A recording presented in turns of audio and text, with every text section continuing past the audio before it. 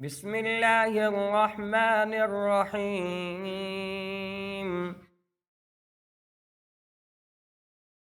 ولكم نصف ما ترك أزواجكم إن لم يكن لهن ولد، فإن كان لهن ولد فلكم الربع مما تركن من بعد وصية يوصين بها أو دين، ولهن الربع مما تركتم إن لم يكن لكم ولد، فإن كان لكم ولد فلهن الثمن مما تركتم من بعد وصية توصون بها أو دين، وإن كان رجل يورث كلالة أو امرأة وله أخ أو أخت فلكل واحد منهما السدس، فإن كانوا أكثر من ذلك فهم شركاء في الثلث من بعد وصية يوصى بها أو دين غير مضار، وصية من الله والله عليم حليم. تلك حدود الله، ومن يطع الله ورسوله يدخله جنات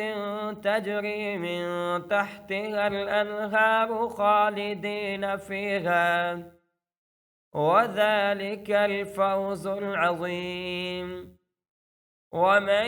يعص الله ورسوله ويتعد حدوده يدخله نارا خالدا فيها وله عذاب مهين. واللاتي يأتين الفاحشة من نسائكم فاستشهدوا عليهن أربعة منكم، فإن شهدوا فأمسكوهن في البيوت حتى يتوفاهن الموت أو يجعل الله لهن سبيلا. واللذان يأتيانها منكم فآذوهما، فإن تابا وأصلحا فأعرضوا عنهما، إن الله كان توابا رحيما. إنما التوبة على الله للذين يعملون السوء بجهالة ثم يتوبون من قريب فأولئك يتوب الله عليهم، وكان الله عليما حكيما. وليست التوبة للذين يعملون السيئات حتى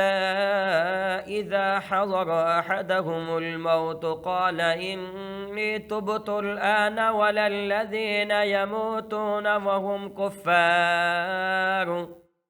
أولئك أعتدنا لهم عذابا أليما. يا أيها الذين آمنوا لا يحل لكم أن ترثوا النساء كرها، ولا تعضلوهن لتذهبوا ببعض ما آتيتموهن إلا أن يأتين بفاحشة مبينة، وعاشروهن بالمعروف، فإن كرهتموهن فعسى أن تكرهوا شيئا ويجعل الله فيه خيرا كثيرا. وإن أردتم استبدال زوج مكان زوج وآتيتم إحداهن قنطارا فلا تأخذوا منه شيئا، أتأخذونه بهتانا وإثما مبينا وكيف تأخذونه وقد أفضى بعضكم إلى بعض وأخذن منكم ميثاقا غليظا ولا تنكحوا ما نكح آباؤكم من النساء إلا ما قد سلف إنه كان فاحشة ومقتا وساء سبيلا حرمت عليكم أمهاتكم وبناتكم وأخواتكم وعماتكم وخالاتكم وبنات الأخ وبنات الأخت وأمهاتكم اللاتي أرضعنكم وأخواتكم من الرضاعة وأمهات نسائكم وربائبكم اللاتي في حجوركم من نسائكم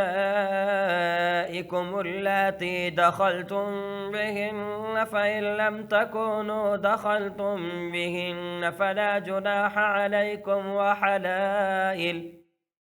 وحلائل أبنائكم الذين من أصلابكم وأن تجمعوا بين الأختين إلا ما قد سلف إن الله كان غفورا رحيما